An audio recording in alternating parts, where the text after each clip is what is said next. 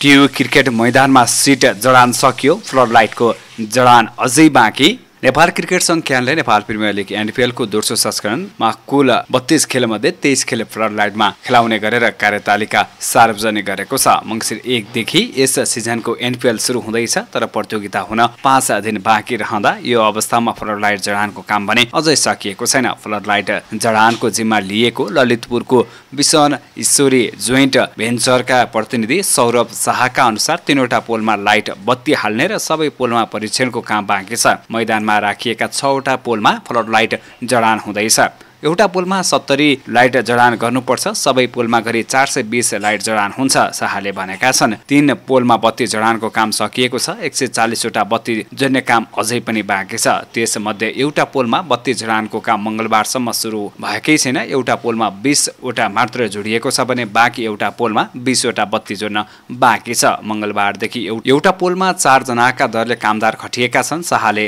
भने भारतबाट पनि कामदार मगाएर खटाएका छौँ। सबै पोलमा काम हुँदै सके बिहीबार साँझ नभए शुक्रबारसम्म सबै काम सक्ने योजना छ। उनका अनुसार बत्ती जडानको काम सकेर सबै पोलको इमिङ बत्तीको फोकस मिलाउने गर्ने अर्को महत्त्वपूर्ण काम बाँकी छ। अहिले बत्ती जडानसँगै प्यानल हाल्ने, अर्थिङ र केबलका कामहरू पनि बाँकी छन्। नेपाल विद्युत प्राधिकरणको क्षमता अनुसारको विद्युत लाइट नभएकाले यसपटक एनपीएलमा जेनेरेटर नै प्रयोग गरेर फ्लड लाइट बाल्ने तयारी पनि कम्पनीले गरेको छ। शाहका अनुसार प्रत्येक पोलमा छुट्टा छुट्टै जेनेरेटर राखिएको छ। एउटा पोलमा 70वटा बत्ती मध्ये एक बत्ती 1600 वाटको हुन्छ। युरोपबाट आउनुपर्ने लाइटिङका सामग्री आउन ढिलाइ हुँदा काम सुस्त भएको कम्पनीको भनाइ छ। क्रिकेट रङ्गशालामा फ्लड लाइट राख्ने काम पहिलो भएकाले पनि डिजाइनको परिवर्तन बर्खासँगै पहिलो प्रस्तावित फ्लड लाइनले स्वीकृत नपाएकाले नयाँ प्रक्रियामा जाँदा ढिलो भएको उनको दाबी छ। रङ्गशालामा प्याराफिट निर्माणको काम भने सकिएको छ। काठमाडौँको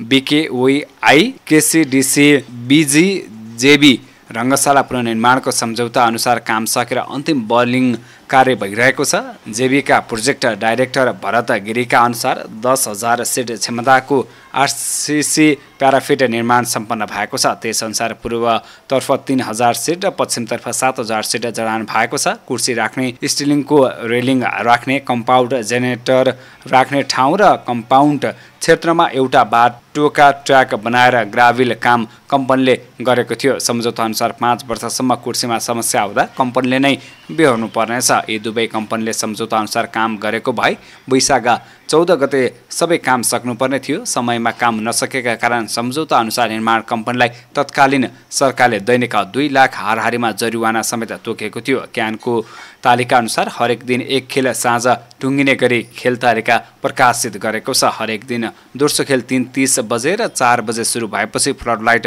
बल्नेछ। एनपीएलका सबै खेल यसै रङ्गशालामा हुनेछन्।